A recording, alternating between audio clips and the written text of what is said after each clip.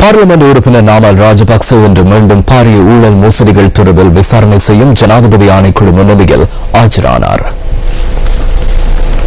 இன்று காலை 10 மணி அளவில் நாமல் ராஜபக்ச ஆணைக்குழுவுக்கு வருகை தந்ததாக எமது செய்தியாளர்கள் தெரிவித்தனர். முன்னாள் அமைச்சர் பசில் ராஜபக்ச 15 கோடி ரூபாய் செலவு செய்து உலக விமான சேவைகளை பயன்படுத்தியமை தொடர்பான சம்பவம் குறித்து நாமல் ராஜபக்சவிடம் விசாரணை முன்னெடுக்கப்பட்டது. உலக விமான சேவை பயன்பாடு தொடர்பில் கிடைத்துள்ள முறைப்பாடு குறித்து விசாரணைகளுக்காக என்னை அழைத்திருந்தனர். விமானம் மூலம் எங்கு சென்றீர்கள் என தற்போது கேட்பதில்லை.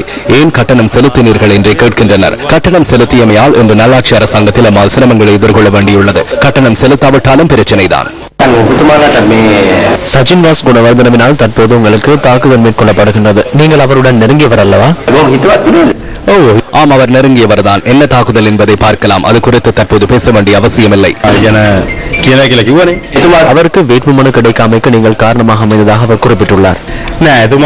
இல்லை, அவ்வாறு கூறியிருந்தால் அது தவறானது. அவருக்கு வேட்புமனு கிடைக்காமைக்கான காரணம் அவரது மனச்சாட்சிக்கு தெரியும். அவரை சிறைச்சாலையில் இறக்கி விடுவதற்காக நான் சென்றேன்.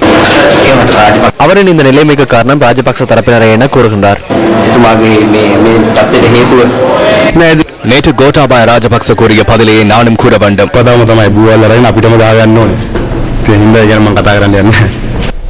இதேவேளை யோஷித ராஜபக்ச போலீஸ் நிதி மோசடி விசாரணை பிரிவுக்கு இன்று அழைக்கப்பட்டிருந்தார்.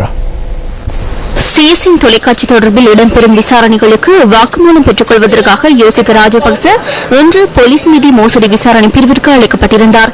சுமார் 4 மணித்தியாலங்கள் அவரிடம் வாக்குமூலம் பதிவு செய்யப்பட்டது. சிஎஸ்என் தொடர்பான விசாரணைகளுக்காக இன்று அழைக்கப்பட்டிருந்தேன். நாளையும் விசாரணைகளுக்காக அழைத்துள்ளனர்.